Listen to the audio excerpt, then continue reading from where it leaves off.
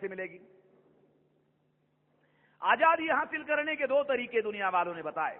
एक, हथियार बंद आंदोलन चलाना होगा। दो, जन आंदोलन चलाना होगा। हथियार बंद आंदोलन हिंसक होता है, इसलिए हम इस पर यकीन नहीं करते। इसलिए दूसरा विकल्प है जन आंदोलन। जन आंदोलन कैसे होगा? तो जन आंदोलन कैसे होगा?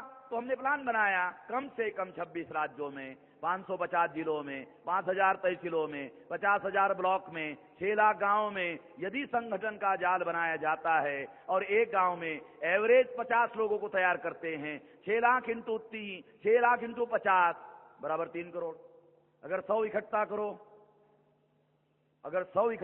6 करोड़, 200 इकट्ठा करो एवरेज 12 करोड़, अगर 250 एवरेज इकट्ठा करो 15 करोड़, मिनिमम 3 करोड़ और मैक्सिमम 15 करोड़ लोगों को यदि आप इकट्ठा करते हो तो ये आंदोलन आंदोलन नहीं रहेगा, ये आंदोलन जन आंदोलन हो जाएगा।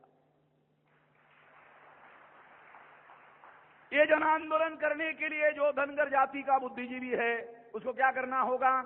किसी भी आंदोलन को आंदोलन में रूपांतरित करने के लिए बुद्धि चाहिए, पैसा चाहिए।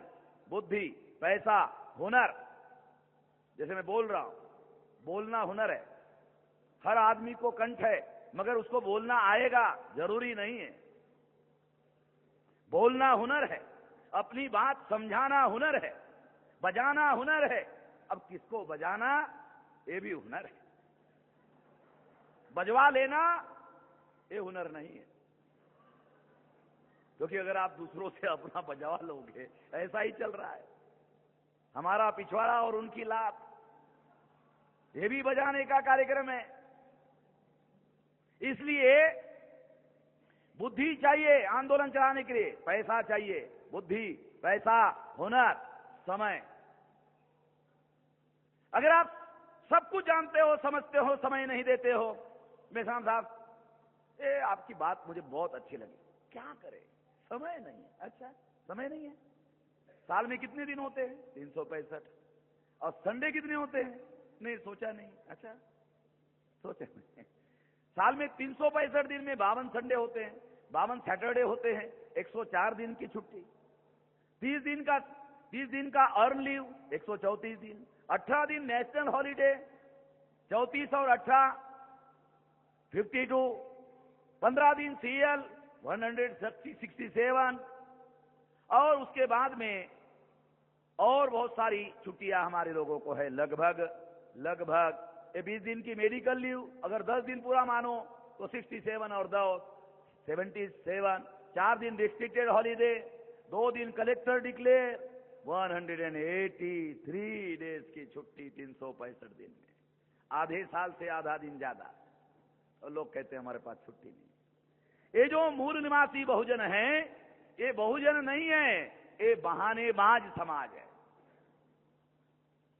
और इन्होंने अपने बुद्धि का बहाना ढूंढने के लिए उपयोग करते हैं। बहाना ढूंढने के लिए जितने बुद्धि का उपयोग करते हैं, उसके आधे में समस्या का समाधान किया जा सकता है। इसलिए बुद्धिजीवी वर्ग को ये 5 साधन, आंदोलन को आंदोलन बनाने के लिए, आंदोलन को आत्मनिर्भर बनाने के लिए, स्वाभिमानी बनाने के लिए, स्वावलंबी बनाने के लिए, जो आंदोलन स्वाभिमानी होगा, स्वावलंबी होगा, जो स्वावलंबी होगा वही स्वाभिमानी होगा। और जो स्वाभिमानी होगा वो टिकट मांगने के लिए नहीं जाएगा। जो टिकट मांगने के लिए नहीं जाएगा वो क्या करेगा? वो टिकट अपने खुद पैदा करेगा। तो टिकट मांगने की जरूरत नहीं है। 85% लोग टिकट मांगने वाले बना दिए गए, देने वाले हो सकते हैं मगर मांगने वाले हो गए, मांगने में लगे हुए। इसलिए हम लोगों को ये राष्ट्रव्यापी आंदोलन निर्माण करना होगा। अगर राष्ट्रव्यापी आंदोलन निर्माण करते हैं, आंदोलन जन आंदोलन में रूपांतरित करते हैं तो क्या होगा? आंदोलन को जन आंदोलन में रूपांतरित करते हैं तो क्या होगा? खुद मुख्तियार हो सकते हैं, आजाद हो सकते हैं। आज भी हमारी समस्याएं हैं, हजारों समस्याएं हैं, मगर सारी समस्याओं का और हमारे भविष्य का निर्णय लेने का अधिकार किसके पास है? राजमाता सोनिया गांधी। आप लोगों को सोनिया गांधी मालूम है, मगर मैं कहता हूं सोनिया गांधी नहीं, राजमाता सोनिया गांधी। सोनिया गांधी राजमाता कैसे हो गई जानते हो? सोनिया ने मनमोहन को बनाया राजा, हो गई राजमाता।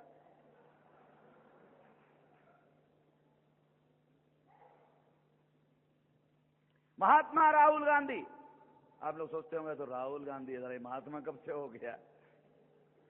राहुल गांधी के शरीर में लगता है आजकल महात्मा गांधी की आत्मा घुस गई, और घुसने के बाद राहुल गांधी क्या करता है? वो दलित के घर में जाके सोता है। जिस दिन दलित के घर में खाना पकता है उसी दिन राहुल गांधी उसके घर में जाके सोता है। दलित राहुल आया करके भूखा रहता है, राहुल को खाना खिला देता है, खुद भूखा रहता है, राहुल को खाना खिला देता है। दूसरे दिन अखबार में खबर आती है राहुल गांधी दलित के घर में जाके सोया। खबर आनी चाहिए थी दलित ने भूखा रहकर राहुल को खिलाया।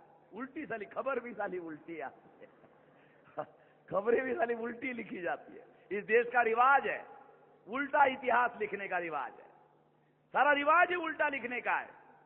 हमारे हनुमान ने सीता को बचाया, राम महान हो। राम झाड़ झंकर को जाके पूछ रहा था मेरी सीता कहाँ है, मेरी सीता कहाँ है, मेरी सीता कहाँ है। वो तो झाड़ के पास जाकर के पूछ रहा था, और जब पूछ रहा था तब हनुमान श्रीलंका में जाकर सीता को बचा रहा था। जिस हनुमान ने सीता को बचाया उसको इन लोगों ने पूछ लगाया। नहीं समझते नहीं हो? जिस हनुमान ने सीता को बचाया उसको इन्होंने पूछ लगाया। पूछ काहे के लिए लगाया? पूछ इसलिए लगाया कि वो दुनिया को बताना चाहते हैं ये जानवर था, साला जानवर था। अगर जानवर होता तो सीता को बचाने की भावना उसके मन में क्यों पैदा हुई? जानवर होता तो सीता को बचाने की भावना क्यों पैदा हुई? इंसानों की तरह क्यों बोलता था? इसका मतलब यह है इंसान था। अगर हमारे इंसान को, हनुमान को तुमने पूछ लगाया, अगर तुम ये कहना चाहते हो कि प्राचीन काल में इंसानों को पूछ हुआ करती थी, अगर तुम ये कहना चाहते हो कि इंसानों को पूछ हुआ करती थी, थोड़ी राम को भी लगा देते। अरे बड़ी पूछ हनुमान को लगाई, इतनी बड़ी पूछ राम को ना लगाते, थोड़ी सी लगाते, बताते झड़ गई। थोड़ी राम को भी पूछ लगा देते तो हम मानते हाँ प्राचीन काल में इंसानों को पूछ हुआ करती थी, मान लेते। मगर हमारे हनुमान को लगा दिया, उनको नहीं लगाया। इससे सिद्ध होता है कि वो हमारे हनुमान को जानवर बताना चाहते हैं। इतिहास उल्टा लिखने का रिवाज है। इसलिए कह रहा हूं कि अगर हम जन आंदोलन का निर्माण करते हैं तो हम खुद मुख्तियार हो सकते हैं, आजाद हो सकते हैं। यदि हम आजाद हो गए तो आजादी में क्या होगा? आजादी भी हमारी होगी, निर्णय लेने का अधिकार भी हमारा होगा। अगर भविष्य हमारा है, आजादी भी हमारी होगी, भविष्य भी हमारा होगा, और हमारे भविष्य का निर्णय करने का अधिकार भी हमारा ही होगा। ऐसा करना होगा। ऐसा करने के लिए आप साथ सहयोग करोगे, इस आशा और विश्वास के साथ आपने मेरी बात ध्यान से सुनी, इसके लिए आभार, धन्यवाद।